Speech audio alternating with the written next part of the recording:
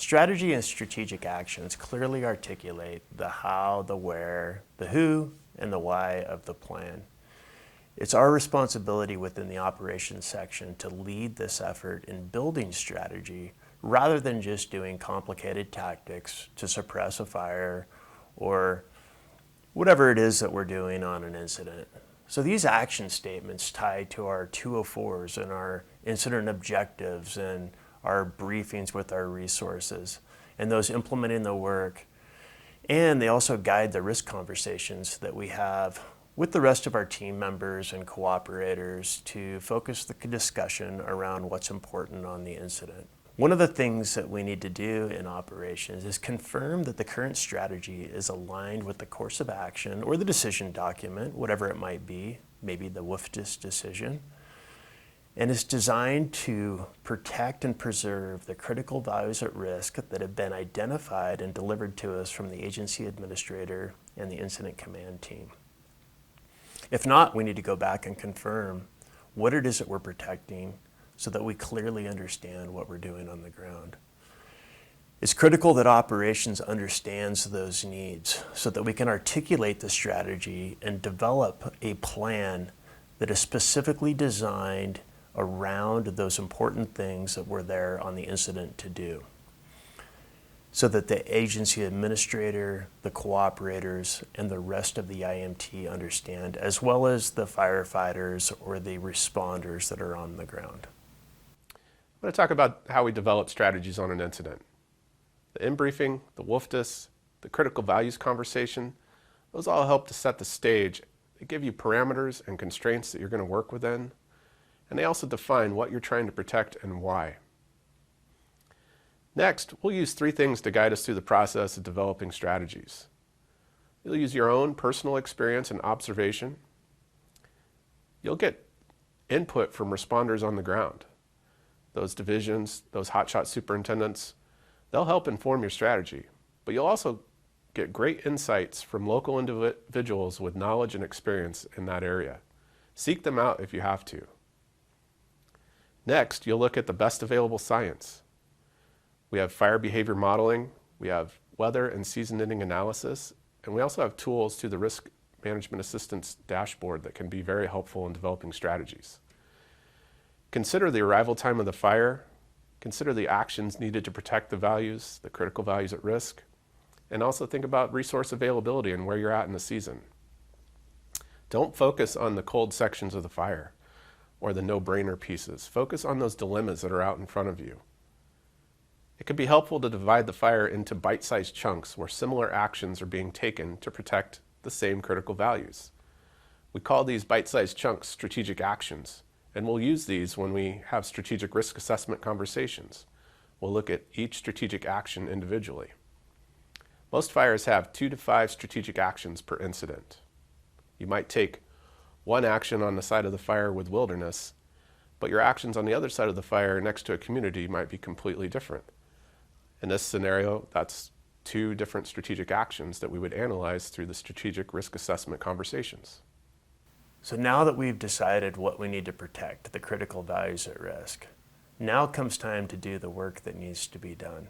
We need to build a strategy, and we need to base it on those critical values at risk. So in order to do so, we've come up with about a 30-minute process, one that you can easily do, even inside the time wedge when the crunch is on. But when we take the time to think, our success goes way up. In fact, what we're trying to do here is provide the 70% solution, so the other 30% of the work can be figured out on the ground by the branch directors, division supervisors, single resource bosses to validate and verify the plan. So this is the steps that we want to go through. First one, and you've done most of it already, is understand and orient the perimeter, the topography, and the fire history. Next, using the analytics that are on the RMA dashboard and in several other places to access, we're going to look at the PCL, the potential control lines, and then the SDI, the suppression difficulty index. Those will display the favorable locations, and we'll draw lines on an operational map, and we can either do that on a computer or on a flat map. And these are displayed in the green, amber, and red colors. Then we're going to add the critical values at risk that have been identified to the map. Then we'll reference the pods or the pre-attack, the potential operational delineators for the fire area that tells us the other assets that are within the direct location of the incident. Then we're going to reference the anticipated fire growth and the predictions and weather forecast to see how much time and space do we have before those values are to be impacted, and where those strategic lines that we're starting to draw on the map that may likely be in use. Then we're going to pattern match and display those. So looking at those, we'll take a look at where do the SDI, the PCL, and the snag hazard match up to give us our best chance of success. Then we'll take and put them on the map, ground truth them by scouting and observation at our first opportunity. And this generally, if we follow this process, will give us a 70% solution and the initial steps of building a solid values-based strategy. The top portion of the strategic risk assessment form is where Pillar 2 resides. Block 1 is where you describe the strategic action. An easy way to do this is to use end state, purpose, task. It's also important to include enough detail to inform the Pillar 3 responder risk discussion. Block 2 describes the location the strategic action covers. This could be multiple divisions or an entire branch. Block 3 is all the resources required to complete the strategic action.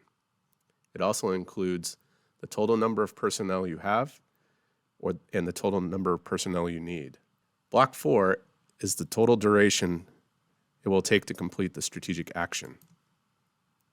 And Block 6 is an opportunity to add additional detail about the strategic action, as well as any discussion notes that come up during the risk assessment discussion. So in reality, on incident, we have limited time. Critical values at risk are being threatened, and we need to act. So where do we go first? Well, inside of that strategy, we need to take a look at the piece of ground that has the highest social and political concerns. That may be where we need to be first. Or the strategic action that has the highest level of risk to responders, and really considering, is that what we want to be doing at that time? And then which strategic action has the biggest threat or relief to the critical values at risk? Things to consider inside the time wedge when stakes are high and time is short.